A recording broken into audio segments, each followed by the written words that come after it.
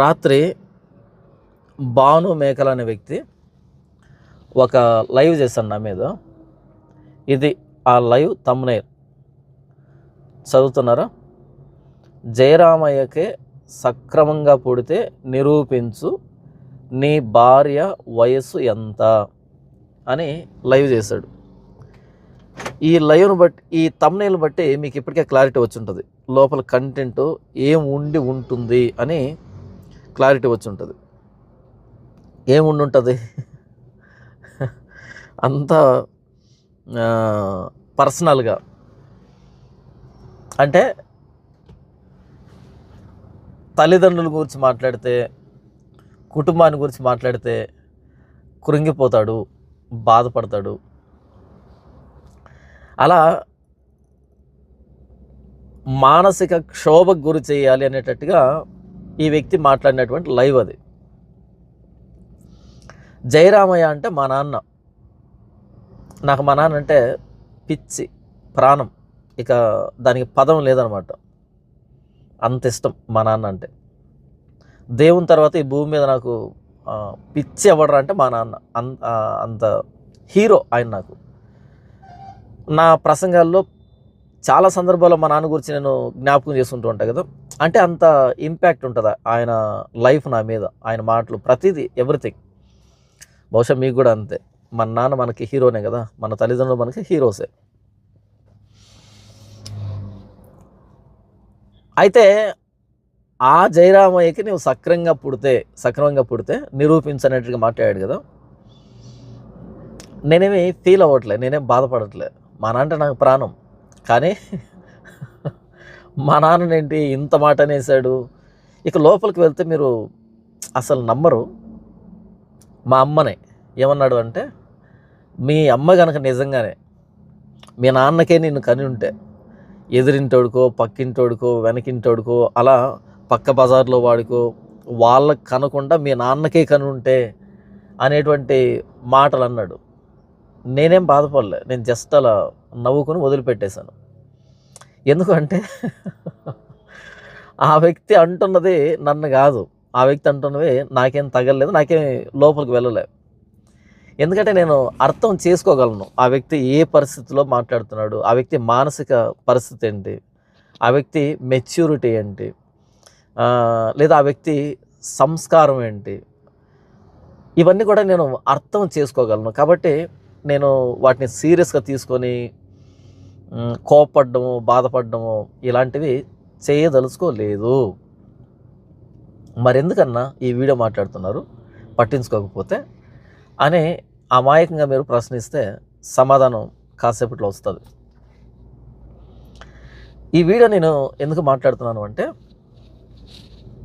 ఇక మీదట నేను రెస్పాండ్ అవ్వను, భాను మేకల అనేటువంటి వ్యక్తికి నేను రెస్పాండ్ అవ్వను అని చెప్పేదానికి ఈ రెస్పాన్స్.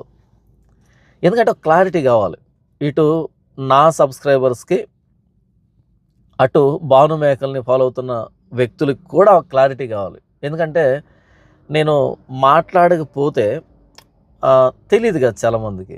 కాబట్టి లాస్ట్ అండ్ ఫైనల్ నా వైపు నుంచి ఒక క్లారిటీ ఇద్దాం అనే ఉద్దేశంతో ఈ చివరి వీడియో అన్నానని ఒకవేళ భాను మేకల కానీ, లేకపోతే భాను మేకల కోవకు సంబంధించినటువంటి వ్యక్తులు కానీ ఇది చివరి వీడియో అంట, స్పందించడంట అని అనుకుంటే పొరపాటు. నేను స్పందించను అంటూ ఉన్నది వీళ్ళు అడుగు తినే ఆ బెగ్గింగ్కి స్పందించను అని కాదు నేను అంటున్నది.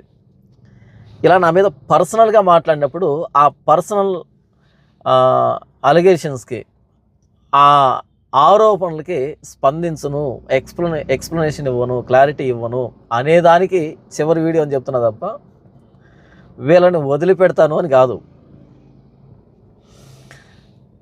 సరే, ఇక విషయానికి వస్తే, ఈ వీడియో దేనికి అంటే భాను మేకల అనే వ్యక్తిని మనస్ఫూర్తిగా నేను క్షమిస్తున్నాను అని చెప్పేదానికి.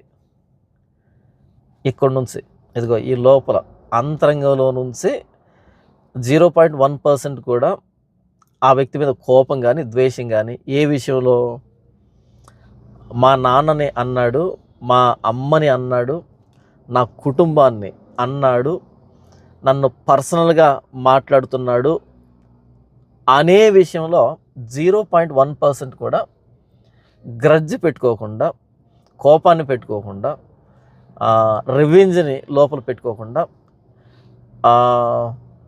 100% లోపల నుంచి క్షమిస్తున్నాను. భానుమేఖల, నేను నిన్ను క్షమిస్తున్నా. ఎందుకంటే క్రీస్తు చెప్పాడు కాబట్టి, ప్రభువైన యేసు క్రీస్తు వారు నన్ను క్షమించాడు కాబట్టి, నా పాపాలను క్షమించాడు కాబట్టి, ఆయన నన్ను ఎలా క్షమించాడో అదే క్షమాపణ నేను నీకు అందజేస్తున్నా. ఎంత హాయిగా ఉంది తెలుసా ఇలా మాట్లాడుతుంటే. నిజంగా ఈ హాయి, ఈ సంతోషం బహుశా అది చాలామందికి ఇది ఉండకపోవచ్చు. ఎందుకంటే మీకు ఈ కండిషన్ లేదు కాబట్టి. ఈ కండిషన్లో ఇలా క్షమిస్తే ఎంత హాయిగా ఉంటుంది ప్రాణానికి, ఎంత తేలిగ్గా ఉంటుంది అనేది బహుశా మీకు చాలామందికి ఎక్స్పీరియన్స్ ఉండకపోవచ్చు. దేవుడు నాకు ఈ ఎక్స్పీరియన్స్ ఇచ్చినందుకు ప్రభువుని స్తుతిస్తున్నాను. యేసు ప్రభువా, కృతజ్ఞతలు నాయనా.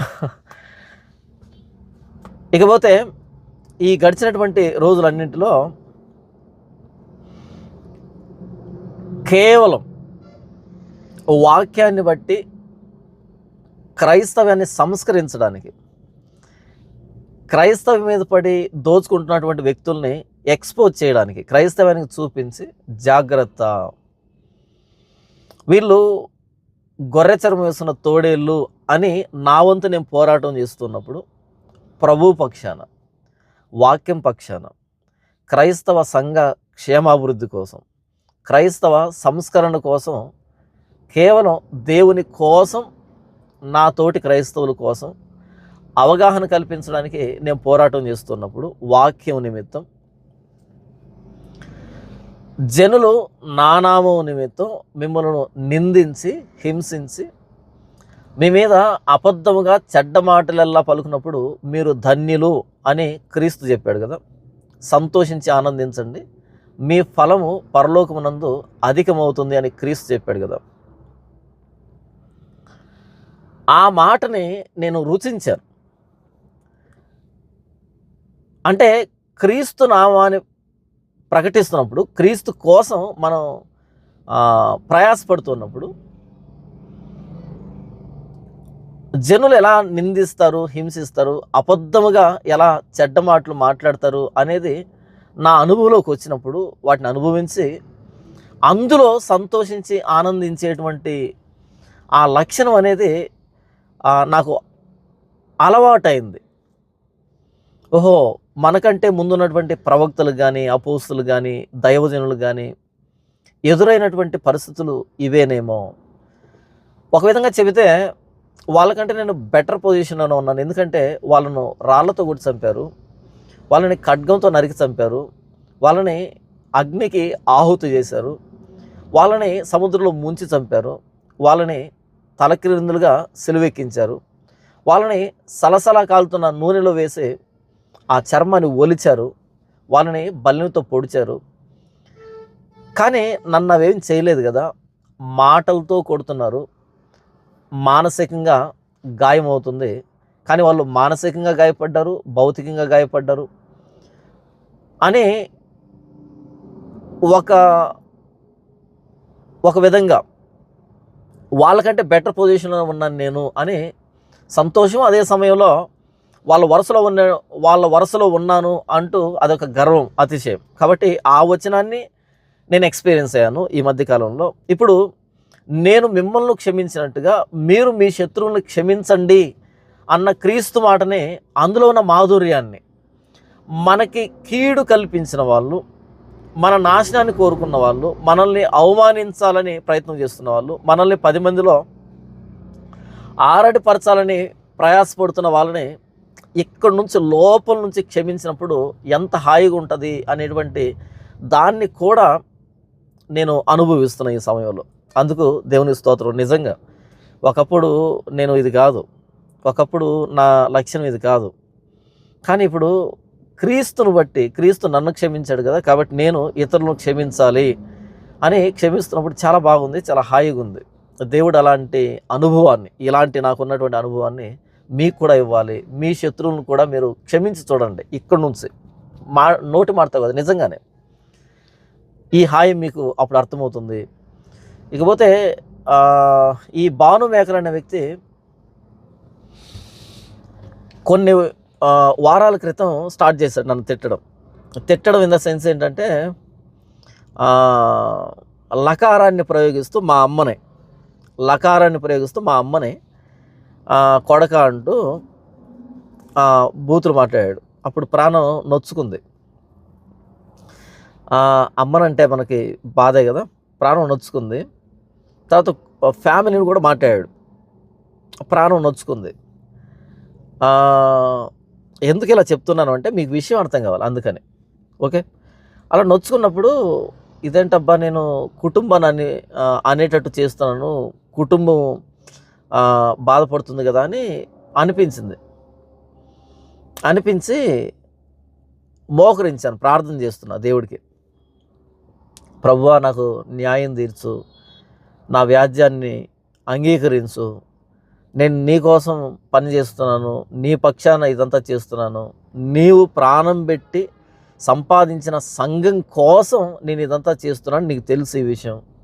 కానీ నాకు ఎదురవుతున్నటువంటి అవమానాలు, నిందలు, ప్రతికూలతలు నువ్వు చూస్తున్నావు కదా, నాకు న్యాయం తీర్చు అని మొరపెడదామని మోకరించాను. వాస్తవానికి మోకరించిన తర్వాత నాకు వచ్చిన ఆలోచన ఏంటంటే, న్యాయం తీర్చమంటే ఏంటి అంటే, ఆ వ్యక్తిని దేవుడు శిక్షించమని నేను ప్రార్థన చేస్తున్నానా? నా వ్యాజ్యాన్ని నీకు అప్పగిస్తున్నా అంటే ఏంటి అంటే, దేవుడు ఇప్పుడు ఆ వ్యక్తిని శిక్షించాలనా? అదేనా నాకు కావాల్సి ఉంది అని ఒక్కసారి నాకు అనిపించి,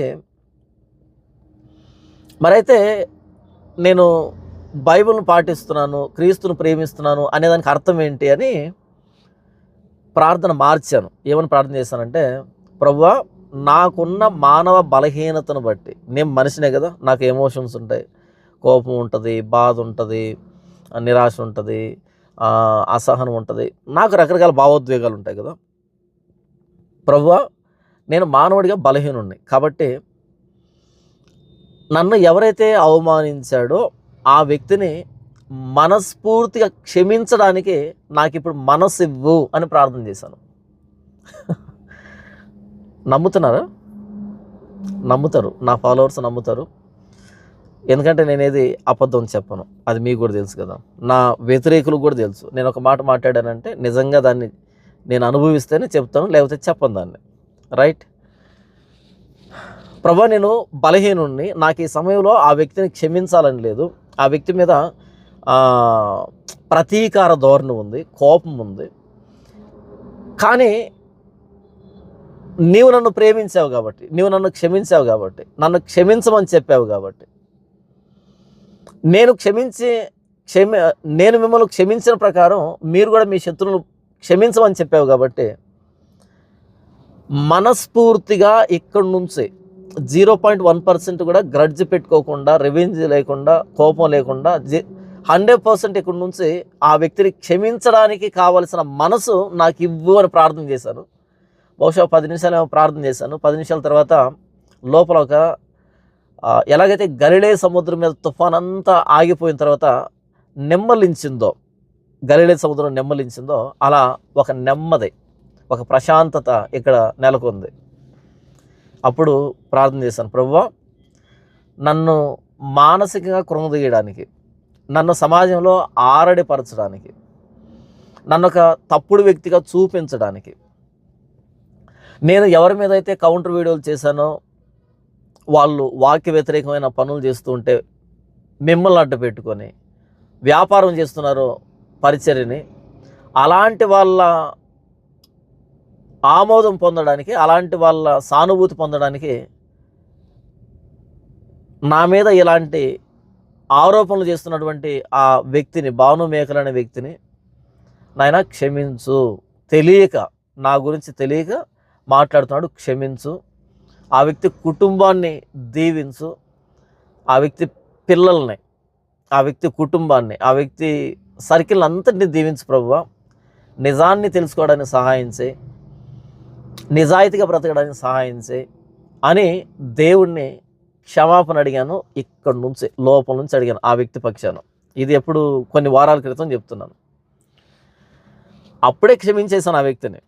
రాత్రి ఒక లైవ్ పెట్టాడు. లైవ్ పెట్టి ఇక ఎలా మాట్లాడుతున్నాడంటే, మా నాన్నని, మా అమ్మని, నా కుటుంబ సభ్యుల్ని, నా కుటుంబాన్ని ఎంత దారుణంగా మాట్లాడుతున్నాడు అంటే, ఆ వ్యక్తి మాట్లాడుతున్నప్పుడు నాకు ఒకటే ఆలోచన వచ్చింది. జాలి అనిపించింది, అయ్యో పాపం అనిపించింది, కర్మ వేసింది. ఏంటబ్బా ఇలా ఇంత మానసికంగా ఇబ్బంది పడుతున్నాడు అనిపించింది. ఎందుకంటే జాన్ పాల్ అనే నన్ను ఎలాగైనా కృంగదీయాలి, ఎలాగైనా వీడు బాధపడాలి, ఎలాగైనా వీడు కృంగిపోవాలి అనేటువంటి ఆ గురి పెట్టుకొని, ఎలా కృంగిపోతాడు వీడు అంటే తెలీదు. నేను ఎలా కృంగిపోతానో తెలియదు వ్యక్తికి. కాబట్టి ఫ్యామిలీని అంటే ఖచ్చితంగా కృంగిపోతాడు కదా అని ఫ్యామిలీని అన్నాడు. ఇంతవరకు ఆ లక్షణాలు కనిపించలే. సరే, ఇక మా నాన్నని, మా అమ్మని అసలు ఎంత దారుణంగా మాట్లాడాడంటే, మా అమ్మ మా నాన్నకే సక్రంగా కనుంటే, ఒక్కడికే కనుంటే 10 మందికి కాకుండా, ఎదురింటోడికి, పక్కింటోడికి, ఇంకో బజారోడికి కనకుండా ఉంటే అని మా అమ్మని చాలా దారుణంగా మాట్లాడాడు. అలా మాట్లాడుతున్నప్పుడు నాకు జాలి అనిపించింది, అయ్యో పాపం అనిపించింది. ఎలాగైనా జాన్ పాల్ అనే వాడిని కృంగదీయాలి, ఎలాగైనా వీడిని ఏడిపించాలి, ఎలాగైనా వీడు బాధపడాలి, ఎలాగైనా వీడిని నొచ్చుకోవాలి, అది ఎంత దూరమైనా వెళ్ళి నొచ్చుకునేటట్టు చేయాలని ఆ వ్యక్తి ప్రయాసం చూసినప్పుడు నిజంగా జాలి అనిపించింది, అయ్యో అనిపించింది, కర్మ వేసింది. ఇది నేను ఊరికే చెప్పట్లే, ఏదో చెప్పాలి కాబట్టి నేను చెప్పట్లే, సీరియస్గానే చెప్తున్నాను, లోపల నుంచి ఫీల్ చెప్తున్నాను. నిజంగానే జాలి అనిపించింది. ఏంటబ్బా ఇంత ఇమ్మెచ్యూర్ పర్సనా, ఇంత ఇన్నోసెంట్ పర్సనా, ఇంత సాడిస్టిక్ మెంటాలిటీనా, ఇంత సైకో బిహేవియర్ అనేటట్టుగా అనిపించింది. అనిపించి నేను రాత్రి ఏమి దేవుడికి క్షమాపణ అడగలే. ఎందుకంటే ఫస్ట్ ఆఫ్ ఆల్ నేను దాన్ని తీసుకోలే, ఆ కోపం నాకు లేదు, ఆ గ్రడ్జ్ నాకు లేదు, జస్ట్ జాలిగా చూశాను. కాబట్టి నేను క్షమించాల్సిన అక్కర్లేదు అని అనుకుంటున్నా. ఎందుకంటే నేను క్షమించాల్సిన క్షమాపణ అయిపోయింది. ఆ రోజు నుంచి ఈ వ్యక్తి మీద నాకేం కోపం లేదు, నాకేం ద్వేషం లేదు. నన్ను అంటున్నాడు, నన్ను ఎలా అన్నాడు, అలా అన్నాడు అనే కోపం లేదు నాకు. ఒక జాలి అంతే, అయ్యో పాపం అని జాలి తప్ప అంతకుమించి నాకు లేదు. కాబట్టి రాత్రి నేను క్షమించమని దేవుడికి ప్రార్థన చేయలే, ఇంకెప్పుడు చేయను కూడా. ఎందుకంటే నాకు లేదు, ఫస్ట్ ఆఫ్ ఆల్ నేను తీసుకోవట్లేదు దాన్ని. ఇదంతా నేను ఎందుకు చెప్పాను అంటే, భాను మేకల్ అనే వ్యక్తి నా మీద మాట్లాడుతున్న మాటలను బట్టి నా ఫాలోవర్ చాలామంది చాలా ఇబ్బంది పడ్డారు, బాధపడ్డారు, నాకు ఫోన్లు చేశారు, మెసేజ్లు పెట్టారు, నన్ను ఓదార్చే ప్రయత్నం చేస్తున్నారు. కాబట్టి నేనేం చెప్తానంటే, నేను బాధపడట్లేదు. ఇది ఇప్పటిది కాదు, నాకు 2019 నుంచి నేను ఇదే పని మీద ఉన్నాను. కాబట్టి నేను కేసులు పెట్టించుకున్నాను, పోలీస్ స్టేషన్కి వెళ్ళాను. నా మీద చాలా సందర్భాల్లో భౌతికమైన దాడు దగ్గరకు వచ్చి జరిగేదానికి దగ్గరకు వచ్చి అలా పక్కకి వెళ్ళిపోయాయి. డైరెక్ట్గా ముఖం మీద బూతులు తిట్టిన వాళ్ళు ఉన్నారు, వేదిక మీదకి ఎక్కి మరి బూతులు మాట్లాడిన ఉన్నారు, వేదిక మీద పక్కన కూర్చొని మరి తిట్టిన వాళ్ళు ఉన్నారు, ఎదురుగా ఉండి నేను మాట్లాడుతుంటే వెళ్ళిపోయిన వాళ్ళు ఉన్నారు, ఫోన్ చేసి తిట్టిన వాళ్ళు ఉన్నారు, కామెంట్లలో తిట్టిన వాళ్ళు ఉన్నారు, కంప్యూటర్ కాల్స్ ఉంటాయి కదా, అంటే ట్రేస్ చేయలేం కదా, అలాంటి వాటి నుంచి పచ్చి బూతులు మాట్లాడుతూ మెసేజ్ చేసిన వాళ్ళు, ఫోన్లు చేసిన వాళ్ళు ఉన్నారు. ఇలా రకరకాలుగా నన్ను ఇబ్బంది పెట్టిన వాళ్ళు ఉన్నారు. కాబట్టి నాకు ఇది కొత్త కాదు, ఇదేమి నేను ఈరోజు కృంగిపోయేది కాదు. పైగా నేను అలా కృంగిపోను. నాకు తెలిసి నా బంధువులు కానీ, నా స్నేహితులు కానీ మ్యాక్సిమం అంటే 99.99% వ్యక్తులకి, అంటే నా వెరీ క్లోజ్ పర్సన్స్ తప్ప నేను ఏడ్చింది ఇప్పటివరకు ఎవరు చూసుండ్రు. నాకు ఏడుపు రాదు. ఎందుకంటే ఒక విషయాన్ని నేను 360 degreesలో అర్థం చేసుకుంటాను. ఏడ్చను, కృంగిపోను, అది నా నేచర్ కాదు. అది ఫీల్ అవుతాను కానీ నేనేం కృంగిపోను. కాసేపటి మరలా సెల్ఫ్ మోటివేట్ చేస్తుంటాను నన్ను నేను. అలాంటి నేచర్ దేవుడు నాకు ఇచ్చాడు, అది న్యాచురల్గా. కానీ యేసులోకి వచ్చిన తర్వాత ఇప్పుడు నేను చేస్తున్న ప్రతిదానికి నాకు గర్వంగా ఉంటుంది. ఎవరైనా తిట్టినా సరే, బూతులు మాట్లాడినా సరే, ఏదైనా దాడి చేసినా సరే క్రీస్తు కోసం నేను ఇవి అనుభవిస్తున్నాను, సంఘం కోసం అనుభవిస్తున్నాను, సత్యం పక్షాన ఉన్నాను, సత్యానికి సాక్షిగా ఉన్నాను, కాబట్టి ఇవి తప్పు అనేటట్టుగా నాకు ఒక క్లారిటీ ఉంటుంది, నా మనసులో క్లారిటీ ఉంటుంది. కాబట్టి ఇంకా సంతోషపడతాను. నేను సంతోషపడే విషయాలు ఇవన్నీ. కానీ మీకు తెలియక నన్ను ఓదార్చేదానికి ఇలా ప్రయత్నాలు చేస్తున్నారు. ఓకే, నేను మిమ్మల్ని అర్థం చేసుకోగలను, నాకు క్లారిటీ ఉంది, నేనేం చేస్తున్నాను, నాకు ఏమి ఎదురవుతున్నాయి, ఎందుకు ఈ పరిస్థితులు ఎదురవుతున్నాయి, దీని వెనకాల ఎవరెవరు ఉన్నారు, ఏం చేస్తున్నారు అనే ప్రతి చిన్న డీటెయిల్ కూడా నాకు తెలుసు. దీని వెనకాల ఎవరున్నారు, ఎందుకు ఇలా మాట్లాడుతున్నారు అనేది నాకు తెలుసు. రైట్. సరే, ఇప్పుడు నేనేం చెప్పదలుచుకుంటున్నానంటే, భాను మేకల అనే వ్యక్తి నా మీద చేసినటువంటి, నా కుటుంబం మీద, నా తండ్రి మీద, నా తల్లి మీద, నా భార్య మీద, నా వ్యక్తిత్వం మీద చేసినటువంటి ప్రతి అబద్ధపు ఆరోపణ విషయమై నేను ఆ వ్యక్తిని మనస్ఫూర్తిగా క్షమిస్తున్నా. ఇక్కడి నుంచి క్షమిస్తున్నా. నా దేవుడికి క్షమాపణ వేడుకుంటాను. ఆ వ్యక్తి బాగుండాలి, ఆ వ్యక్తి కుటుంబం బాగుండాలి, ఆ వ్యక్తి అబద్ధంలో నుంచి నిజంలోకి రావాలి, అన్యాయాన్ని వదిలిపెట్టి నిజాయితీగా న్యాయబద్ధంగా బ్రతకాలి, ప్రజల్ని దోచుకోవడం దగ్గర నుంచి తాను కష్టపడి సంపాదించి 10 మందికి పెట్టేటువంటి స్థితిలో ఉండాలి అనేటువంటిది నేను మనస్ఫూర్తిగా కోరుకుంటున్నాను. మనస్ఫూర్తిగా ఆ వ్యక్తిని క్షమిస్తున్నాను. అయిపోయింది, క్షమించేశాను. ఇదంతా నేను ఏం చెప్తున్నాను, ఇక ఆ వ్యక్తి మీద వీడియో చేయను అని చెప్పట్లే నేను. ఇక ఆ వ్యక్తిని వదిలిపెట్టేశానని చెప్పట్లేదు. నన్ను వ్యక్తిగతంగా మాట్లాడిన దానికి నేను రెస్పాండ్ అవ్వను, దాని విషయమై నేను క్షమిస్తున్నాను. నేను కోపం పెట్టుకోవట్లేదు, పగ పెట్టుకోవట్లేదు ఆ వ్యక్తి మీద, నేనేమి ఆ వ్యక్తి అన్న మాటలకు కృంగిపోవట్లేదు అనేది క్లారిటీ ఇచ్చి ఆ వ్యక్తిని క్షమించేశాను, నన్ను పర్సనల్గా అన్నాడు కాబట్టి. కానీ ఆ వ్యక్తి వల్ల సంఘానికి జరుగుతున్న నష్టాన్ని ఎప్పటికప్పుడు ప్రశ్నిస్తూనే ఉంటాం. నా దగ్గర నుంచి వీడియో రాలేదంటే దాని అర్థం ఏంటంటే నేను బిజీగా ఉన్నాను అని అర్థం. నా దగ్గర నుంచి ఆ వ్యక్తి మీద వీడియో రావట్లేదంటే నేను బిజీగా ఉన్నాను, లేదా నాకు ఆరోగ్యం బాగాలేదు, లేకపోతే నేను ఇంకో పనిలో ఉన్నాను అని అర్థమే తప్ప వీడియో మానేశాను అని కాదు, ఆ వ్యక్తిని ప్రశ్నించడం మానేశాను అని కాదు, ఆ వ్యక్తిని ఎక్స్పోజ్ చేయడం మానేశాను అని కాదు. క్లారిటీ ఉందా మీకు? ఇప్పుడు నా పర్సనల్గా మాట్లాడిన దానికి నేను మనస్ఫూర్తిగా క్షమిస్తున్నా. ఆ విధానంలో ఆ వ్యక్తి నేను మాట్లాడటం లేదు. నేను మాట్లాడుతుంది సంఘం కోసం, క్రైస్తవ్యం కోసం, క్రైస్తవ్యం మోసపోకూడదు ఇలాంటి వారి వల్ల అనేదానికి మాత్రమే ఇదంతా నేను ఎక్స్ప్లెయిన్ చేస్తున్నాను. సరే, ఇప్పుడు భాను మేకల నా మీద చేస్తున్న ఆరోపణలు కొన్ని ఉన్నాయి కదా, ఆ ఆరోపణలకి షార్ట్ అండ్ స్వీట్గా ఎక్స్ప్లెనేషన్ ఇస్తాను, ఎందుకంటే తెలియాలి మీకు కూడా. పాయింట్ నెంబర్ 1, నా భార్య నాకంటే పెద్దది, 12 సంవత్సరాలు పెద్దది అనేటట్టుగా ఈ వ్యక్తి పదే పదే పదే పదే మాట్లాడతాడు. ఎందుకంటే ఒక విషయాన్ని 10 సార్లు మాట్లాడితే అది నిజం అవుతుంది అనేటువంటి హిట్లర్ ఫార్ములాని ఫాలో అవుతున్నాడేమో మనకు తెలియదు. కానీ పదే పదే అంటే 47 సంవత్సరాలు వయసు, లేకపోతే 12 సంవత్సరాలు పెద్దది అనేటట్టుగా మాట్లాడితే కనీసం కొంతమంది అయినా నమ్ముతారు కదా అనేటట్టుగా అనుకున్నాడు, మరి నాకు తెలియదు. కానీ అని మళ్ళీ ఏమని టైటిల్ రాశాడంటే, జయరామయ్యకే సక్రమంగా పుడితే నిరూపించు నీ భార్య వయసు ఎంత అని అడుగుతున్నా ఈ వీడియో ముఖంగా.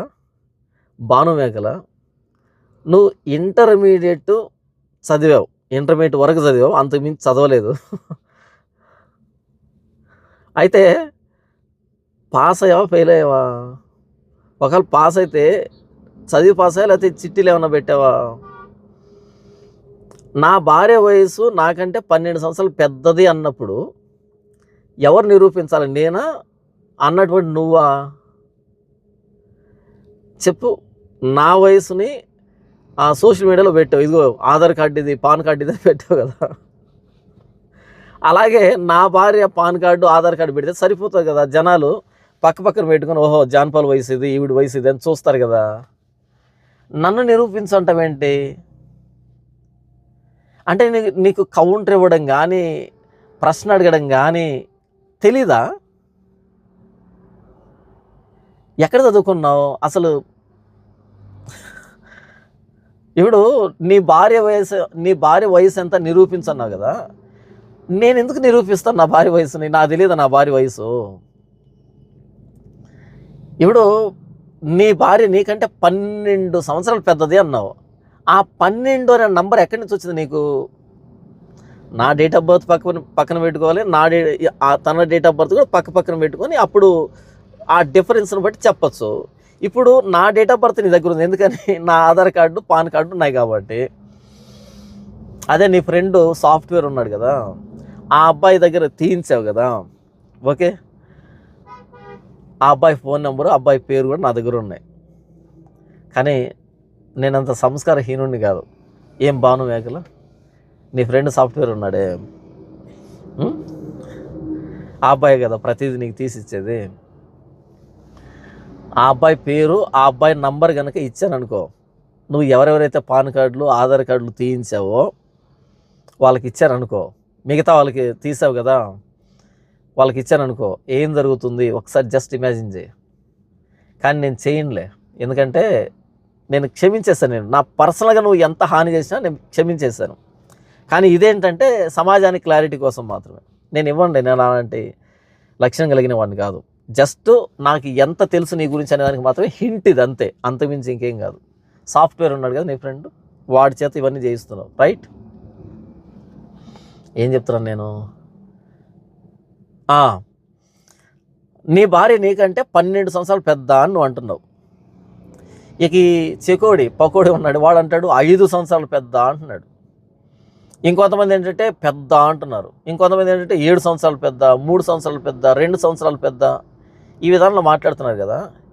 ఇంతకీ నాకంటే పెద్దది అనేదానికి మీరు కదా ఆధారం పెట్టాలి. నేను ఎందుకు పెడతాను ఆధారము? నాకేంటి అవసరము చెప్పండి? మీ దగ్గర ఆధారం లేకుండా నాకంటే పెద్దది అంటూ ఎలా మాట్లాడుతున్నారు? అంటే నువ్వు అడుగుతున్న ప్రశ్న నీకు అర్థం కావట్లే, ఎంత సిల్లీగా ఉందో. నేను నిరూపించాలనా? నేను ఎందుకు నిరూపిస్తాను? అవసరం ఏంటి? నా ఆధార్ కార్డు పాన్ కార్డు పెట్టినప్పుడు తన ఆధార్ కార్డు పాన్ కార్డు పెడితే సరిపోతుంది.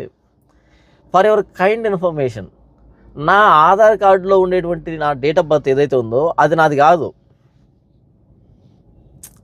ఇంకొకసారి చెప్పనా? ఫర్ ఎవర్ కైండ్ ఇన్ఫర్మేషన్, నా ఆధార్ కార్డులో ఉండే డేట్ ఆఫ్ బర్త్ అనేది నేను కాదు. అది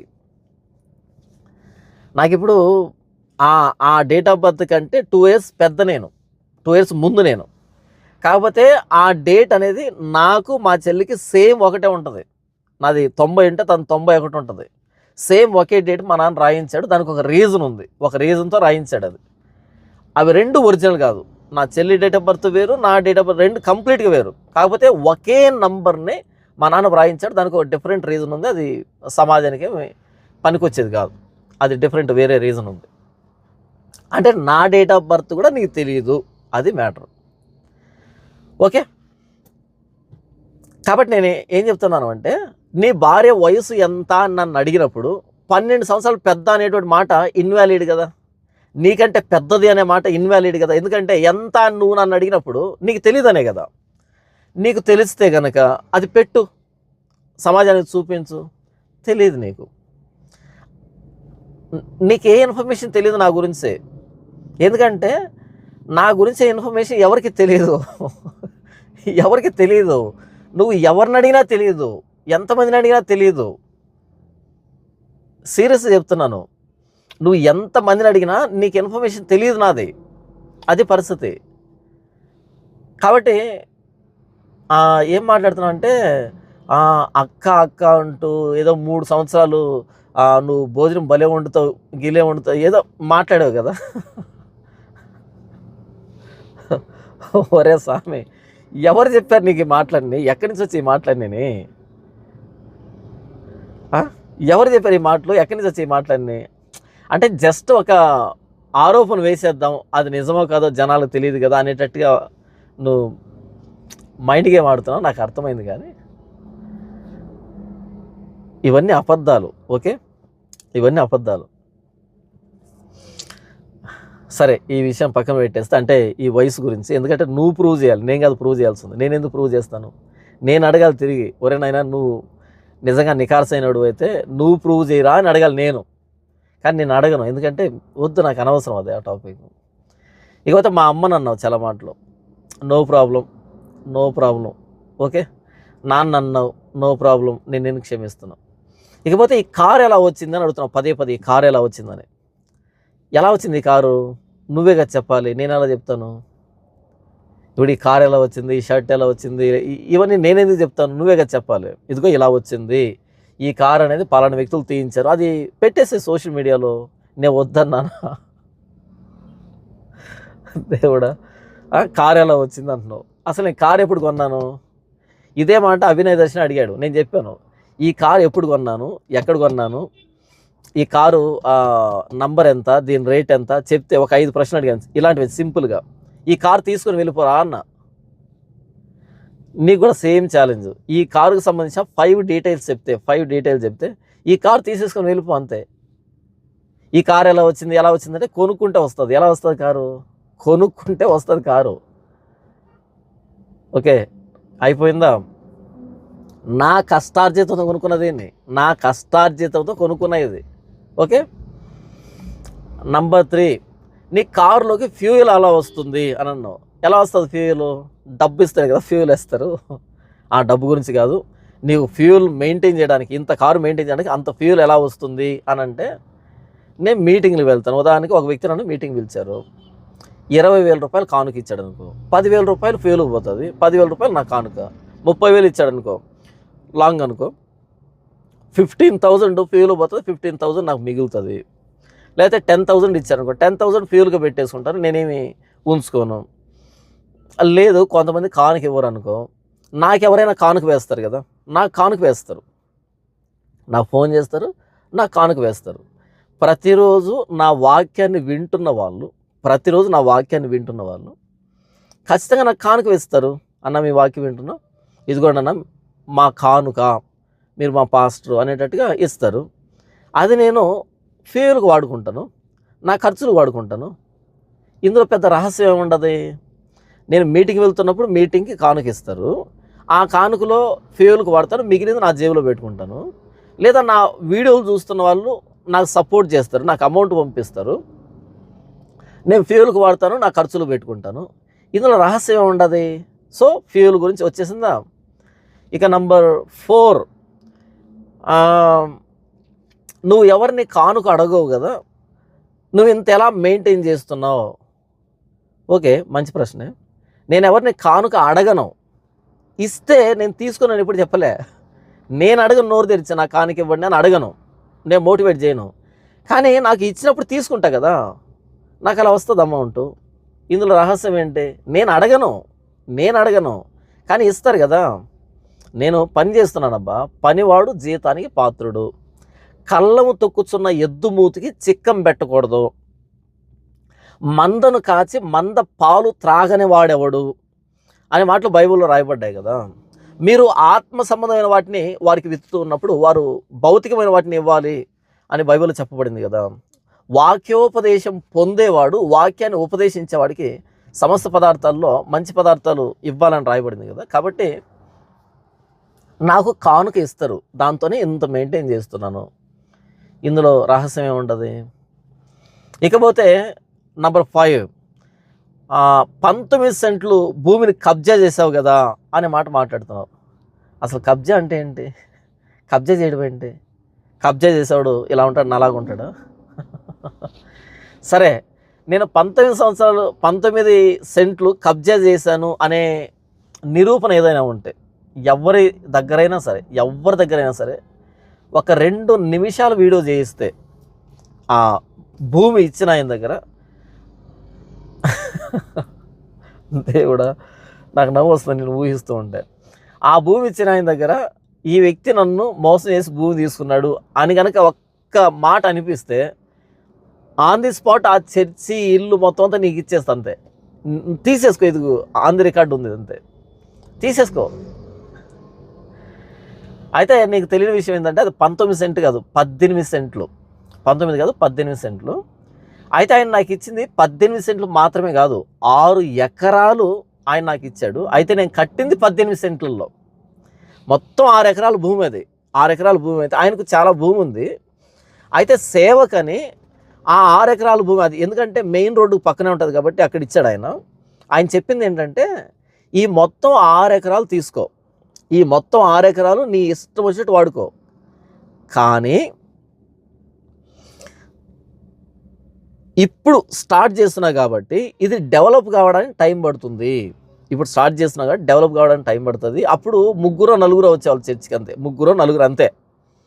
కాబట్టి ఈ భూమి అంతా ఇప్పటి నుంచి వృధా ఎందుకు, నేను సాగు చేసుకుంటా, పంట సాగు చేసుకుంటా, నీకు డెవలప్ అయ్యే కొద్దీ ఆక్రమించుకో, ఇలా స్ప్రెడ్ చేసుకో ఆయన చెప్పిన మాట. నేను కబ్జా చేయలే. 1 సంవత్సరం పాటు ఆయన నన్ను బ్రతిమలాడాడు, ఈ భూమి తీసుకో, చర్చి కట్టుకో అని. నేను వద్దు, ఎవడు కడతాడు ఇక్కడ అనేటట్టుగా నేను అనుకున్నాను. ఎందుకంటే నేను వేరే చోట స్థలాన్ని మాట్లాడుతూ ఉన్నాను అనమాట. అలా ఆయన నన్ను అడిగితే నేను వద్దు అని చెప్పాను. నన్ను చూస్తే కబ్జా చేసేవాడిలాగా, మోసం చేసేవాడిలాగా అలా కనపడుతున్నానా? చెప్పు, మనస్సాక్షితో చెప్పు, కనబడుతున్నానా? లేదు కదా. నాకు వచ్చిన ఆఫర్లు కానీ, బాను నువ్వు లైవ్లు పెట్టి అడుక్కుంటావు కదా, నేను అలా కాదు. నన్ను చూడగానే చాలామంది ఇస్తారు, మరి ఎందుకో తెలియదు, అది నన్ను చూడగానే ఇస్తారు, నాకు సపోర్ట్ చేస్తారు. నేను ఒకరిని అడగను, వాళ్ళే ఇస్తారు. అది ఎందుకో దేవుడు అలా నిర్ణయించాడు, అలా వాళ్ళకు మనసు పుట్టించాడు. కాబట్టి నేను కబ్జా చేసే రకం కాదు. నాకు భూమి మీద కానీ, వస్తువుల మీద కానీ, డబ్బు మీద కానీ, లేదా బంగారం మీద కానీ, ఇలాంటి వాటి మీద నాకు మనసు ఉండదు. నా నేచర్ అది కాదు. ఒకని హృదయం నిండి ఉండు దాన్ని బట్టి వారి నోరు మాటలాడును కదా అని వ్రాయబడింది కదా. కాబట్టి ఏంటంటే, ఎప్పుడైనా నా ప్రసంగంలో కానీ, లేకపోతే నా మాటలు కానీ, ఎక్కడైనా సరే ఈ భూముల గురించి, బంగారం గురించి, డబ్బు గురించి ఇలాంటి ధ్యాస ఎప్పుడైనా కనిపించిందా? వేదిక ఎక్కానంటే దిగేంత వరకు క్రీస్తుని ఎలా కనపరచాలి, ప్రభువైన యేసుక్రీస్తుని ఎలా మహింపరచాలి అనేటువంటి ఆలోచన తప్ప నాకు ఇక వేరే ధ్యాస ఉండదు. కాబట్టి నేను కబ్జా చేయడం ఏంటి? సరే, నేను కబ్జా చేశాను అనేది కనుక ఆ వ్యక్తి దగ్గర ఒక్క మాట పలికిస్తే నెక్స్ట్ సెకండ్ నా చర్చి, నా ఇల్లు, నా మొత్తం అంతా నీ పేరిట వ్రాసి ఇచ్చేస్తాను. ఇంకొక మాట, అసలు ఆ భూమి ఎవరి పేరు మీద లేదు, నా పేరు మీద కూడా లేదు, అది ఆయన పేరు మీద ఉంది ఆ భూమి అంతా. అది రిజిస్ట్రేషన్ నేను చేయించుకోలే. ఇంతకుముందు చెప్పారు నాకు సంబంధించిన వ్యక్తులు, నేను రిజిస్ట్రేషన్ ఇప్పటికీ చేయించలేదు, ఇక మీదట కూడా నేను చేయించను. ఎందుకంటే నా మనసులో ఒక ఆలోచన ఇప్పటి నుంచి కాదు, మరి యేసుప్రభువుని నమ్ముకున్న కొత్తలో నుంచి నాకు ఉన్నటువంటి ఆలోచన ఏంటంటే, నేను చనిపోయేటప్పటికి నా పేరు మీద 1 సెంటు భూమి కూడా ఉండకూడదు అన్నది నా గమ్యం, నా ఎయిమ్. సింగనవల మణికంఠ స్వామి అనే పేరు మీద 1 సెంటు భూమి కూడా ఉండకూడదు, ఈ భూమి మీద నాదంటూ భూమి ఉండకూడదు అనేది నా ఆలోచన. అంటే భూమిని సంపాదించకూడదు అనేది నా ఆలోచన, నా పేరు మీద ఉండకూడదు అసలు. నాకు అది ఎందుకో తెలియదు, అలాంటి ఒక ప్రేరేపణ వచ్చింది. ఇప్పుడు కాదు, యేసుప్రభువుని నమ్ముకున్న కొత్తలో. ఇప్పుడు నేనున్న 18 సెంట్లు నా పేరు మీద లేవు, ఆయన పేరు మీదనే ఉన్నాయి. నేను రిజిస్ట్రేషన్ చేసుకోలేదు, రిజిస్ట్రేషన్ చేసుకోను కూడా.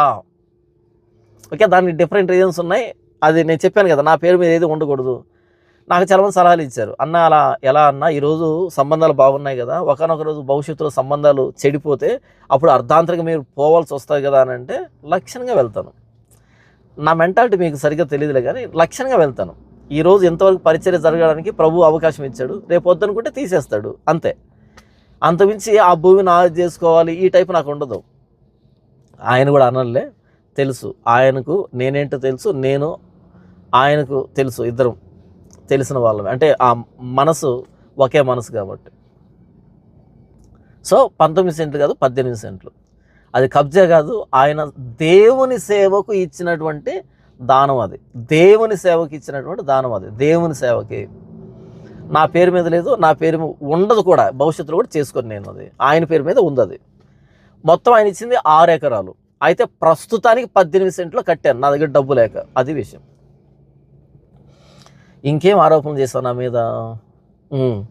ఈ మొబైల్ ఫోన్ ఎలా వచ్చింది అని, ఈ మొబైల్ ఫోన్ ఎలా వచ్చింది అని అడుగుతాను. ఇది ఐఫోన్. ఈ ఐఫోన్ ఎలా వచ్చిందంటే, నా సొంత డబ్బుతో నేను కొనుక్కున్నది. ఇది నా సొంత డబ్బుతో దీన్ని నేను కొనుక్కున్నా. ఎందుకు కొనుక్కున్నాను అంటే యూట్యూబ్లో వీడియోలు చేయడానికి. ఇప్పుడు ఈ మొబైల్లో వీడియో చేస్తున్నా కదా, ఇది రాకముందు దీంట్లో చేసేవాడిని. ఎందుకంటే ఇది ఐఫోన్ కదా, కెమెరా అన్నది మంచి క్వాలిటీ ఉంటుంది ఇందులో. కాబట్టి క్వాలిటీ వీడియో ప్రపంచానికి ఇవ్వాలి అనే ఉద్దేశంతో దీన్ని కొన్నా. అయితే దీన్ని కొన్న తర్వాత ఇది లాంచ్ అయింది. ఇప్పుడు ఈ శాంసంగ్ S25 లాంచ్ అయింది. అయితే దీన్ని ఎందుకు కొన్నాను అంటే దీన్ని ఆపరేట్ చేయడం నాకు కష్టమైపోయింది. నా చేత కావట్లేదు. దీంట్లో అన్ని యాప్లు డౌన్లోడ్ కావట్లేదు. ఇకపోతే కంప్లీట్గా ఇది స్క్రీన్ చిన్నది అయిపోయింది. ఎడిటింగ్కి ఇబ్బంది అయిపోతుంది. కొన్ని యాప్లు దీంట్లో రావట్లేదు ఎడిటింగ్ సంబంధించి. నెక్స్ట్ దీంట్లో 1 TB స్టోరేజ్ ఉంటుంది తీసుకున్నాను. కానీ అది ఏంటో రకరకాల లింకులు పెడుతుంది. అది ఏంటేంటో చెప్తుంది, నాకు అర్థం కావట్లేదు. కాబట్టి నాకు ఎడిటింగ్కి కోఆపరేట్ చేయాలి. రాను ఇది కోఆపరేట్ చేయటం లేదు. అందుకని ఉద్దేశంతో మళ్ళీ ఇది తీసుకున్నాను. ఓన్లీ వీడియో పర్పస్ కోసం మాత్రమే తీసుకున్నాను. నా దగ్గర కెమెరా కూడా ఉంది. ఓకే, నా దగ్గర కెమెరా కూడా ఉంది, M4. ఓకే, కెమెరా కూడా ఉంది. కాకపోతే అది ఇంట్లో ఉన్నప్పుడే వాడతాయి. ఎందుకంటే దానికి వైర్లు ఇవన్నీ ఉంటాయి కదా, దానికోసం అని. ఇవన్నీ నా కష్టార్జితంతో కొనుక్కున్నవి. నేను అప్పు చేసి ఈఎంఐకు పెట్టుకొని కొనుక్కున్నవి ఇవన్నీ. నేను కొనుక్కున్నటువంటి విషయాలు ఇవన్నీ. ఎవరిని కూడా నాకు మొబైల్ కావాలి, నాకు కెమెరా కావాలి నేను అడగలేదు. నేను అలా తీసుకోలేదు. మీరు ఎప్పుడైనా చూసారా అలా? లేదు కదా. ఒకవేళ నేను ఎవరినైనా అడిగి ఉంటే వాళ్ళు ఫోన్ చేసి చెప్తారు కదా సోషల్ మీడియాలో, నన్ను అడిగాడని. అలా కాదనమాట. కాబట్టి నా కష్టార్జితంతో కొనుక్కున్న ఈ మొబైల్ ఎవరో కొనివ్వలే. ఓకే, నా డబ్బుతో నేను కొనుక్కున్నాను ఇది. ఈ మొబైలు నా ఏమంటారు కెమెరా కానీ ప్రతిదీ కూడా నా సొంత డబ్బుతో నేను మీటింగ్కి వెళ్తే మీటింగ్లో నాకు ఇచ్చిన కానుక, ఆ కానుకలు కూడబెట్టుకొని నేను కొనుక్కున్నవి ఇవన్నీ. ఎందుకంటే నేను యూట్యూబ్లో ఉన్నాను కాబట్టి నాకు ఈ ఎక్విప్మెంట్ అంతా అవసరమే. ఒక పనివాడికి పనిముట్లు ఎలా అవసరమో నాకు ఇవన్నీ అవసరం కాబట్టి నేను కొనుక్కున్నాను. ఇంకేం చెప్పాలండి నేను నీకు అంటే ఏమున్నాయి ఇంకా నా మీద డౌట్లు నీకు? RSS ఏజెంట్ అని ఉండవు, రైట్, మంచి ఆరోపణే. RSS ఏజెంటు బైబుల్ చెప్తాడా? భగవద్గీత, రామాయణం, మహాభారతం, వేదాలు, ఉపనిషత్తులు ఇవి చెప్తాడా? జస్ట్ నువ్వు చేస్తున్న ఆరోపణలు ఎంత సిల్లీగా ఉన్నాయంటే, ఎంత చిన్నపిల్లల్లాగా ఉన్నాయంటే. RSS ఏజెంట్ అంటున్నా మాటికి. RSS ఏజెంట్ అంటే బైబుల్ ఎందుకు టీచ్ చేస్తాడు? బైబుల్ని ఎందుకు టీచ్ చేస్తాడు? మీనింగ్ లెస్ కదా. సరే, ఒక RSS ఏజెంట్ బైబుల్ చెప్పాడు అనుకో, అది గొప్ప విషయమే కదా, మంచి విషయమే కదా, తప్పేంటి అందులో? RSS ఏజెంటు భగవద్గీతను, రామాయణాన్ని, భారతాన్ని వాటిని కాకుండా బైబుల్ని టీచ్ చేస్తున్నాడు అంటే అది గొప్ప విశేషమే కదా, ఇంకేంటి? ఒకవేళ నేను RSS ఏజెంట్ను అయితే నేను RSS ఏజెంట్ అని నీకు ఎలా తెలిసిందో ఆ ప్రూఫ్స్ పెట్టు యూట్యూబ్లో. నీకు తెలుసుంటుంది కదా, ఎక్కడో RSS వాళ్ళతో మాట్లాడడమో, లేకపోతే ఫోటోలు దిగడమో, లేకపోతే వాళ్ళ భావజాలాన్ని నేను ప్రకటించడమో, నమ్మడమో ఏదో ఉంటుంది కదా, వాళ్ళ దగ్గర ట్రైనింగో ఏదో ఉంటుంది. ఉండకుండా నువ్వు ఎందుకు అంటావు? కాబట్టి ఆ ఆధారాన్ని సోషల్ మీడియాలో పెట్టిదో ఇది ఆధారం RSS ఏజెంట్ అని ఆ ఆధారాన్ని పెట్టక్కడ. ఆధారం పెట్టకుండా RSS ఏజెంట్ అంటే ఏమైనా అనొచ్చు, నరవలే నాలుక ఏమైనా మాట్లాడుతుంది కదా. కాబట్టి RSS ఏజెంట్ అంటున్నావు కదా, దానికి ఆధారం ఏంటి పెట్టు. ఇంకేంటి నువ్వు చేస్తున్న ఆరోపణ నా మీద? నీకెవరు డబ్బు ఇస్తున్నారో, ఎక్కడి నుంచి డబ్బు వస్తుందో అంటే చెప్పాను కదా, నేను నాకు డబ్బు ఇస్తున్నది నా సబ్స్క్రైబర్లు ఇస్తున్నారు నాకు డబ్బు. వాళ్ళే నన్ను పోషిస్తున్నారు. పోషించుకోవాల్సిన బాధ్యత వాళ్ళ మీద ఉంది. ఎందుకంటే నేను వాళ్ళకి వాక్యాన్ని ఇస్తున్నాను, వాళ్ళు నాకు ప్రతిగా భౌతికమైనటువంటి సహాయం, కానుక తప్పదు. ఇది ప్రభువు నియమించినటువంటి పద్ధతి. ఇంకేంటబ్బా, ఇలాంటి ఆరోపణలు చాలా చేసావు కదా. ఇంకా ఏమున్నాయి ఈ వ్యక్తి అడిగినవి? నాకు సరిగ్గా గుర్తుకు రావట్లే. అంతే, ప్రస్తుతానికి నాకు గుర్తున్నవి ఇవే. కాబట్టి నా మీద బాణుమేకలా చేస్తున్న ప్రతి ఆరోపణ నిరాధారం. కేవలం నేను ఆ వ్యక్తి ఆదాయానికి అడ్డుపడుతున్నా కాబట్టి, ఆ వ్యక్తి మోసానికి అడ్డుపడుతున్నా కాబట్టి, నన్ను మానసికంగా కృంగదీయడానికి, సమాజంలో ఆరడిపరచడానికి చాలా ప్రయత్నం చేశాడు. నేను వాటిని పట్టించుకోలే. కాబట్టి కుటుంబం జోలికి వచ్చాడు. కుటుంబం గురించి మాట్లాడితే ఎవడైనా రెస్పాండ్ అవుతాడు కదా. కుటుంబం అంటే ప్రతి ఒక్కడికి ఎమోషన్ కదా, సెంటిమెంట్ కదా. మనం ఎంతైనా భరిస్తాం కానీ కుటుంబం జోలికి వస్తే తట్టుకోలేం కదా. ఒక మగాడిగా మనం తట్టుకోలేం కదా. కాబట్టి అక్కడ ట్రై చేస్తే ఖచ్చితంగా ఈ వ్యక్తి రియాక్ట్ అవుతాడు, బాధపడతాడు అనుకున్నాడు. దాన్ని కూడా మనం పట్టించుకోలేదు. కాబట్టి ఇక నాన్న దగ్గరికి, అమ్మ దగ్గరికి వెళ్ళాడు. మా అమ్మకు కూడా రకరకాల ఆపాదించాడు. అయినా సరే నేను రెస్పాండ్ గాను. లేదా నన్ను సిలువెక్కించినా సరే నేను ఇలాగే రెస్పాండ్ అవుతాను. ఎందుకంటే క్రీస్తు నాకు నేర్పించింది అదే, బైబిల్ నాకు నేర్పించింది అదే, క్షమాపణ, క్షమించడం. కానీ అబద్ధం మీద కొరడా మాత్రం పక్కన పెట్టను. నన్ను వ్యక్తిగతంగా ఎంత మాట్లాడినా, ఎంతైనా మాట్లాడుకో, ఏమైనా మాట్లాడుకో, ఏమైనా చేసుకో, నేను వ్యక్తిగతంగా నిన్ను క్షమిస్తాను. అది నా చేతిలో ఉంది కాబట్టి. కానీ సంఘాన్ని దోచుకుంటున్నావు చూడు, క్రైస్తవాన్ని దోచుకుంటున్నావు చూడు, ఖచ్చితంగా ప్రశ్నిస్తూనే ఉంటా. అక్కడ వదిలిపెట్టను. ఓకే, హ్యుమానిటేరియన్ గ్రౌండ్స్ కింద నా వ్యక్తిగతంగా నువ్వు మాట్లాడినప్పుడు క్షమిస్తాను, క్షమించేశాను, క్షమిస్తూనే ఉంటాను. ఎందుకంటే క్రీస్తు నాకు నేర్పించింది అదే. కానీ సంఘానికి, క్రీస్తు ప్రాణం పెట్టి సంపాదించిన సంఘానికి అన్యాయం జరుగుతూ ఉంటే నీ వల్ల పొరపాటును కూడా ఉపేక్షించను. అస్సలు వదిలిపెట్టే ప్రసక్తే లేదు. సరే, ఒక నెల క్రితం ఈ వ్యక్తి గుంటూరులో 2 ఆటో డ్రైవర్లు ఈఎంఐ కట్టుకోలేకపోతున్నారు అనే ఉద్దేశంతో ఆ ఈఎంఐ కోసమని 12,000 రూపాయలు ఫండ్ రైజింగ్ చేశాడు. వాళ్ళకి 12,000 ఇచ్చాడు. చెరో 6,000 ఇచ్చాడు. అలా 12,000 ఇచ్చాడు ఇద్దరు కలిపి. అయితే ఆ లిస్ట్ కూడా చూపించాడు ఆ వ్యక్తి. పేపర్లో రాసి, అందరి పేర్లు రాసి 12,000కి మొత్తం వచ్చేటట్టుగా రాశాడు. కింద ఏం రాశాడంటే, ఇంకా ఎవరి పేర్లైనా మరిచిపోతే క్షమించండి అని రాశాడు కింద. ఇంకా ఎవరి పేర్లైనా మరిచిపోతే క్షమించండి అని. జనాలు ఏంటి, ఆ పేపర్లో ఉన్న పేర్లన్నీ చదువుతారు. అవును కదా, ఈ వ్యక్తి నిజాయితీగా అన్నీ రాసి చూపించాడు కదా, ఇదిగో లెక్క మొత్తం ఎంత వచ్చింది అనేటట్టుగా. అయితే కొంతమంది అమౌంట్ వేస్తారు. మా పేరు రాలేదేంటి అనుకుంటే కనుక కింద ఉంటుంది అనమాట, ఎవరి పేరైనా మర్చిపోతే క్షమించండి అని.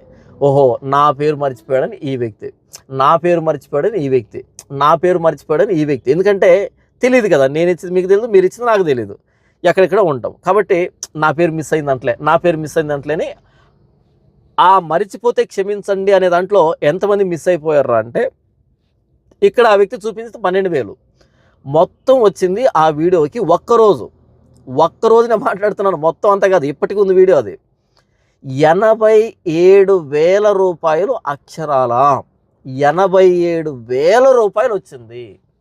87,000 ఫండ్ రైజింగ్ ఎంతకి? 12,000కి. ఎంత చూపించాడు? 12,000. ఎంత ఇచ్చాడు? 12,000. వచ్చింది ఎంత? ఒక్కరోజుకి నేను మాట్లాడుతుంది. ఒక్కరోజుకి ఎంత వచ్చింది? 87,000 రూపాయలు వచ్చింది.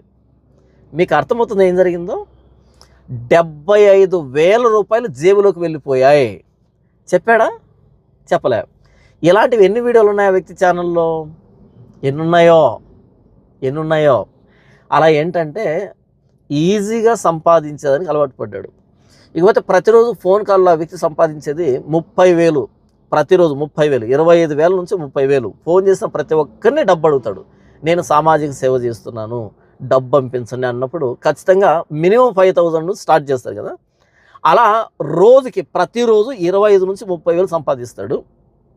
ఈ వీడియోల్లో ఎంత వస్తుంది అన్నది ఇక ఈ వ్యక్తికి దేవుడికే తెలియాలి. నేను చెప్పాను కదా, 75,000 జేబులోకి వెళ్ళిపోయి 12,000 ఇచ్చి కూడా మరలా ఇచ్చిన దానికి మరలా ఫోటోలు, మరలా దానికి సంబంధించి సింపథైజర్స్ ఉంటారు, దానికి మరలా వేస్తారు అమౌంట్. ఇదంతా డిఫరెంట్, వేరే లెక్క. కాబట్టి నేను ఏం చెప్తున్నానంటే, ఇలా సంఘాన్ని దోచుకుంటున్నటువంటి, క్రైస్తవాన్ని దోచుకుంటున్నటువంటి ఈ యాంగిల్లో భానుమేకలని అస్సలు వదిలిపెట్టను. నేను క్షమిస్తున్నది ఏంటంటే, నా వ్యక్తిగత జీవితంలోకి వచ్చి నన్ను సమాజంలో ఆరడిపరచడానికి, నన్ను సమాజంలో చెడ్డగా చూపించడానికి ఆ వ్యక్తి పడుతున్న ప్రసవ వేదన, దాన్ని నేను క్షమిస్తున్నా. నీ ఇష్టం వచ్చింది చేసుకున్నాను వ్యక్తిగతంగా అని, నేను స్పందించను అని. రైట్, ఇంతవరకు నేను క్లారిటీ ఇచ్చాను కొన్ని ఆరోపణలకి. ఇంతే నాకు తెలిసి. ఇంకేమున్నాయి ఆరోపణలు? ఆరోపణలు చెప్పేశాను. ప్రతిదీ నిరాధారం, కేవలం అబద్ధం, కేవలం అబద్ధం. చివరికి ఒక మాట చెప్పి నేను క్లోజ్ చేస్తాను.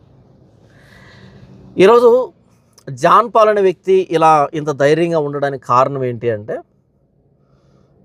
మామూలుగా అందరినీ వాడు గొప్పోడు అనేది ఎలా చూస్తారు అంటే, ఆ వ్యక్తికి ఉన్న ఫాలోవర్స్ని బట్టి చూస్తారనమాట. ఆ వ్యక్తిని ఎంతమంది అభిమానిస్తున్నారని. కానీ పాస్టర్ జాన్ పాల్ ఎంత నిజాయితీ పరుడు అనే దానికి నాకున్న శత్రువులు బట్టి చూస్తే మీకు అర్థం కావాలి. జాన్ పాల్ అనే వ్యక్తికి ఎంతమంది శత్రువులు ఉన్నారంటే, బయట వాళ్ళకి ఎంతమంది సబ్స్క్రైబర్స్ ఉన్నారో, అభిమానులు ఉన్నారో, అంతకు రెట్టింపు శత్రువులు ఉంటారు నా మీద. ఎందుకంటే నేను సత్యం కోసం పోరాటం చేస్తున్నా కాబట్టి. ఇంత ప్రపంచాన్ని వ్యతిరేకంగా పెట్టుకొని, శత్రుత్వం కలుగు చేసుకొని, ఇంత ధైర్యంగా నేను ముందుకు ఎలా వెళ్తున్నాను అంటే, నాది పెద్ద కులం అని కాదు, మా నాన్న కోటీశ్వరుడని కాదు, నేను పాలిటీషియన్ అని కాదు, లేకపోతే నాకు పలుకుబడి ఉందని కాదు, నేను అందగాన్నని కాదు, బలవంతున్నని కాదు, లేకపోతే జ్ఞానవంతున్నని కాదు. ఇవన్నీ కాదు కారణాలు. కేవలం ఆ వ్యక్తి వాక్యాన్ని వాక్యంగా చెప్తాడు, బైబిల్ని యథాతథంగా ఉన్నట్టుగా చెబుతాడు అనే ఒకే ఒక కారణంతోనే మీరు ఇంతవరకు ఇన్ని రోజులు నన్ను ఫాలో అవుతున్నారు. అవునా? ఈవెన్ నన్ను వ్యతిరేకించే వాళ్ళు కూడా ఇప్పటికీ నా ప్రసంగాలు ఎందుకు వింటారు అంటే, ఈ వ్యక్తి వాక్యానికి దాటి పక్కకు వెళ్ళడు, వాక్యాన్ని మీరి మాట్లాడు, ఏం చేసినా వాక్యం దగ్గరే మాట్లాడతాడు, వాక్యం వరకే మాట్లాడతాడు, వాక్యాన్ని బాగా చెబుతాడు. బైబిల్ని బట్టి మీరు నన్ను ఫాలో అవుతున్నారు. అవునా కదా? ఆ బైబిల్ నేను చెప్పడం మానేసిన రోజు మీరు నన్ను పట్టించుకోరు. నేను ఎంత మంచివాడినైనా, నేను ఎంత గొప్ప బ్యాక్గ్రౌండ్ ఉన్నా, ఏమున్నా సరే నన్ను మీరు పట్టించుకోరు. ఎందుకంటే నేను ప్రారంభం నుంచి వేసినటువంటి దారి అదే, వాక్యం వాక్యం వాక్యం అంటూనే ఆ దారిలో మిమ్మల్ని తీసుకుని వచ్చాను. ఎందుకు నేను మాట చెప్తున్నా అంటే, భాను మేకల జాన్ పాల్ అనే వ్యక్తి కుటుంబం ఇది అని చెప్పడం ద్వారా ఎవరు వెళ్ళరు నన్ను విడిచిపెట్టి. జాన్ పాల్ అనే వ్యక్తి ఇలా కబ్జాలు చేశాడంటే ఎవరు వెళ్ళరు నా దగ్గర నుంచి. జాన్ పాల్ అనే వ్యక్తి కారు ఎవరో ఇచ్చారంటే ఎవరు వెళ్ళరు నా దగ్గర నుంచి. జాన్ పాల్ అనే వ్యక్తి ఇలా మెయింటైన్ చేస్తాడు, అలా మెయింటైన్ చేస్తాడు, ఇవన్నీ ఏమి చెప్పినా జనాలు తీసుకోరు నా విషయంలో. ఎందుకంటే జనాలు నా దగ్గరకు వచ్చింది వీటిని బట్టి కాదు, జనాలు నా దగ్గరకు వచ్చింది బైబిల్ని బైబిల్గా మాట్లాడతాడు, వాక్యాన్ని సత్యంగా ప్రకటిస్తాడు, రాజీ పడడు, ఎంత పెద్ద శత్రువు ఎదురుగా ఉన్నా రాజీ పడడు అనేటువంటి ఆ మొండితనానికి, ఆ నిక్కచ్చితనానికి, ఆ నిజాయితీకి నా దగ్గరకు వచ్చారు వాక్యం కోసం. నా శత్రువులు కూడా, నన్ను శత్రువులుగా భావిస్తున్న వాళ్ళు కూడా అందుకే వచ్చారు. అందుకే నేను ఇంత ప్రతికూలత మధ్య కూడా వర్ధిల్లుతున్నానంటే కారణం అదే, బైబిల్ మాత్రమే. లేకపోతే నా మీద పెట్టిన కేసులు కానీ, నా మీద జరిగిన దాడులు కానీ, నాకున్న వ్యతిరేకత కానీ, క్రైస్తవ సమాజం అంతా ఒకవైపు ఉంటే ఒక్కడనే ఒకవైపు ఉంటాను నేను. నాకేమైనా బ్యాక్గ్రౌండ్ ఉందంటే ఏ బ్యాక్గ్రౌండ్ లేదు, నాకు అమ్మ లేదు, నాన్న లేడు, చెల్లి లేదు, అన్న లేడు, ఎవరు లేరు, నేను ఒక్కడనే ఏకాకిని ఒక్కడిగానే, ఎవరి ప్రోద్బలం లేకుండా, ఎవరి సపోర్టు లేకుండా, ఎవరి అండదండలు లేకుండా, ఎవరు భుజం తడతారు, ఎవరో వెన్ను తట్టి ముందుకు నడిపిస్తారు, ఏమీ లేకుండా ఒక్కడిగా ఇంత వ్యవస్థకి ఎదురు తిరిగి ఇంత దూరం వచ్చాను అంటే కేవలం నా చేతిలో ఉన్న బైబిల్ మాత్రమే, ప్రభువైన యేసుక్రీస్తు వారి సిలువ సువార్త మాత్రమే నన్ను ఇంత దూరం నడిపించుకొని తీసుకుని వచ్చింది. కాబట్టి జాన్ పాల్ అనే వాడిని కృంగదీయడానికి ఇక నువ్వు ఏ మార్గాన్ని ఎంచుకున్నా సరే నీ వల్ల కాదు. నేను కృంగిపోను, నేను బాధపడను, నేను పట్టించుకోను. ఎందుకంటే నా చేతిలో బైబిల్ ఉన్నంత కాలం, నా ప్రభువైన యేసుక్రీస్తు వారి సువార్త నేను ప్రకటిస్తున్నంత కాలం ఎవ్వడికి భయపడాల్సిన అక్కర్లేదు, దేనికి కృంగిపోవాల్సిన అక్కర్లేదు. ఒకప్పుడు ఒక్కడిగా ప్రారంభించాను, ఏం తెలియకుండా ఒక్కడిగా ప్రారంభించాను. ఈరోజు కొన్ని లక్షల మంది ప్రపంచవ్యాప్తంగా నేను చెప్పేటువంటి వాక్యం కోసం ఎదురు చూస్తున్నారు. ప్రాణం ఇచ్చేటువంటి ప్రేమ, అలాంటి అక్కల్ని, చెల్లెల్ని, తమ్ముల్ని, అన్నల్ని, తండ్రుల్ని, తల్లుల్ని సంపాదించుకున్నా. ప్రాణం ఇచ్చేటువంటి కేవలం వాక్యాన్ని బట్టి మాత్రమే. ఆ వాక్యం లేని రోజు నేను అనాథనైపోతాను. ఆ వాక్యం ఉన్నంతకాలం, నా చేతిలో బైబిల్ ఉన్నంతకాలం, నా నోట్లో ప్రభువైన యేసుక్రీస్తు సువార్త ఉన్నంత కాలం నాకు తిరిగి ఉండదు. ఇలాంటి ఆరోపణలు ఇంకా 100 ఆరోపణలు చేస్తున్నా సరే నన్ను ఫాలో అయ్యేవాళ్ళు వినరు. ఎందుకంటే వాళ్ళకి వాటిలో ఇంట్రెస్ట్ ఉండదు. నేనేంటో తెలిసిన వాళ్ళు అంతే. జాన్ పాల్ అనే వ్యక్తి వాక్యం బైబుల్ చెప్తాడు. ఎలా చెప్తాడు? ఉన్నది ఉన్నట్టు చెప్తాడు. కుడికి ఎడమకు పోడు, నికార్స్గా మాట్లాడతాడు. వాడు ఎవడైనా సరే, బయటోడైనా సరే, లోపలోడైనా సరే, చిన్న లేదు, పెద్ద లేదు, అసలు ఏ మోమాటం లేకుండా నికార్స్గా మాట్లాడతాడు వాక్యాన్ని అనే ఒకే ఒక కారణంతో ఇంతవరకు నా ఫాలోవర్స్ నన్ను ఫాలో అవుతున్నారు. నీ ఫాలోవర్స్ కూడా నన్ను చాలామంది ఫాలో అవుతుంటారు. వాళ్ళ అయ్యగారులని, అమ్మగారులని, వాళ్ళ డినామినేషన్ని, వాళ్ళ పరిచర్యల్ని నేను ఇంత మాట్లాడుతున్నా మరలా వచ్చి ఇంతమంది నన్ను చూస్తున్నారు, నన్ను వింటున్నారు అంటే ఒకే ఒక కారణం, బైబిల్ బట్టి. కాబట్టి ఆ బైబిల్ విషయంలో నన్ను తప్పుపట్టడం, తప్పుగా నిరూపించడం అన్నది నాకు తెలిసి ఇంకొక 100 సంవత్సరాలకు ఎవడైనా పుట్టాలేమో. పుట్టినా కూడా నిరూపించలేడు, ఎందుకంటే నేను మాట్లాడింది బైబిల్ కాబట్టి. కాబట్టి బైబిల్ విషయంలో నన్ను తప్పుపట్టిన రోజు, నన్ను తప్పని నిరూపించిన రోజు, ఆ రోజు సమాజం ఆలోచిస్తుంది జాన్ పాల్ వాక్యాన్ని తప్పు చెప్తున్నాడు అని. అప్పుడు నిదానించి ఆలోచిస్తారు, ఏంటి ఇది నిజమేనా అని. అలా కాకుండా జాన్ పాల్ వ్యక్తిగత జీవితం లేకపోతే ఇంకోటి మాట్లాడుతున్నాను అనుకో, ఎవరు పట్టించుకోరు. వృధా ప్రయాస. దానికి మించి నీకు క్యారెక్టర్ లేదని, సంస్కారం లేదని, నీ పరువు నువ్వే తీసుకుంటున్నావు. ఎందుకు అంటే నీకు ఫండింగ్ ఆగిపోయింది, డబ్బు ఆగిపోయింది. నన్ను బట్టి ఫండింగ్ ఆగిపోయింది కదా. అసలు ఇక నేను వర్ణించలేను, ఆ రేంజ్లో పడిపోయింది ఫండింగ్ అనేది. చాలా అంతర్గతంగా చాలా ఇబ్బంది పడుతున్నావు, స్ట్రగుల్ అవుతున్నావు, ఫ్రస్ట్రేట్ అవుతున్నావు, చాలా హంగామా చేస్తున్నావు, చాలా ఎంక్వైరీ చేస్తున్నావు, ఏంటంటే మాట్లాడుకుంటున్నావు. కాబట్టి నువ్వు అలా మాట్లాడుతున్నావు, అంతకంత క్యారెక్టర్ పోగొట్టు వేసుకున్నావు, ఏదో మేకపోతు గాంభీర్యాన్ని ప్రదర్శిస్తున్నావు. నాకు అర్థమైంది, నేనేం చేయలేను, ఐఎమ్ హెల్ప్లెస్. ఎందుకంటే నువ్వు ఎంచుకున్న మార్గం అనేది వాక్యానికి విరుద్ధం కాబట్టి, క్రైస్తవానికి వ్యతిరేకం కాబట్టి నేనేం చేయలేను. నేను ఖచ్చితంగా ఇలానే రెస్పాండ్ అవ్వాలి. చివరిగా భానుమేఖల పాస్టర్ జాన్ పాల్ని ఏడిపించడం, కృంగదీయడం, లేదా నన్ను ఒక బూచిగా చూపించడం అనేది కళ. జరగదు అది. ఎందుకు జరగదంటే నేను వీటన్నిటి మీద ఆధారపడి ఇంత దూరం రాలే, కేవలం వాక్యం మీద ఆధారపడి ఇంత దూరం వచ్చాను. కాబట్టి వాక్యం విషయంలో పాస్టర్ జాన్ పాల్ని ఖండించడం, ఎదురుగా వచ్చి మాట్లాడడం, నేను ఒక్కసారి ఒకటి అవును అంటే దాన్ని కాదు అని నిరూపించాలి అంటే నాకు తెలిసి ఒక 500 సంవత్సరాలు 600 సంవత్సరాలు పట్టొచ్చాము బహుశా. ఒకవేళ అలా వచ్చినా సరే ప్రూవ్ చేయడం నా ఎదురుగా వచ్చి పాసిబుల్ కాదు. ఎందుకంటే నేను మాట్లాడుతున్నది వాక్యం కాబట్టి, బైబిల్కి కుడికి ఎడమకు పోకుండా యాజ్ ఇట్ ఈజ్ మాట్లాడుతున్నాను కాబట్టి. బైబిల్ని తప్పు నిరూపించేది ఎవడు? పుడతాడు అలాంటోడు. కాబట్టి అది పాసిబుల్ కాదు. కాబట్టి ఇవన్నీ టైం వేస్ట్ వ్యవహారాలు అంటున్నా. ఏంటేంటో మాట్లాడితే, పదే మాట్లాడితే, గట్టిగా మాట్లాడితే, కేకలేసి మాట్లాడితే ఏమవుతుంది? భానుమేఖల ఏం కాదు. నీ క్యారెక్టర్ నువ్వే పోగొట్టుకుంటున్నావు, నీ సంస్కారాన్ని నువ్వే పోగొట్టుకుంటున్నావు, నీ పరువు నువ్వే తీసేసుకుంటున్నావు. ఆ ₹2 ఇచ్చేవాళ్ళు కూడా అసహ్యాన్ని క్రియేట్ చేస్తున్నావు. ఇకపోతే నువ్వు పదే మాట్లాడతావు, నా వ్యూవర్స్ చూడు అని. వ్యూవర్స్ ఉంటే ఏంటి ఉపయోగం? రూపాయి ఇస్తారు వాళ్ళు, ఇవ్వరు. చూసే ప్రతి ఒక్క డబ్బు ఇవ్వడు కదా. నీకు ఎంతమంది వ్యూవర్షిప్ వచ్చినా అల్టిమేట్గా నీకు డబ్బు కావాలి కదా. అది ఇవ్వకుండా ఎంతమంది చూస్తే ఏంటి వచ్చిన ఉపయోగం? కాబట్టి ఏంటంటే భానుమేఖల ఇలా కాదు పాస్టర్ జాన్ పాల్ని కృంగదీయాల్సి ఉంది. అసలు కృంగిపోలే పాస్టర్ జాన్ పాల్, ఎందుకంటే అన్నీ తెలిసినోడిని. నేను ఎంచుకున్న మార్గం ఏంటి, నా మార్గంలో నాకు ఎదురుగా పోతున్న ప్రతికూల పరిస్థితులు ఏంటి ముందుగానే తెలిసిన వాడిని. దీనికి భయపడతానా? దీనికి ఏమైనా అనుకుంటాను? నోను. చివరిగా ఒక మాట చెప్తున్నాను, నా జీవితంలో చాలామంది శత్రువులు చూశాను నేను. నన్ను లేకుండా చేయడానికి నా మీద విపరీతమైన పగ, కక్ష, కార్పణ్యాలు పెట్టుకొని చాలా ప్రయత్నం చేసినటువంటి అనేక మందిని చూశాను. కానీ for the first time and it might be the last time, Bhanumekhala లాంటి ఒక వ్యక్తి నేను ఇంతవరకు చూడలే.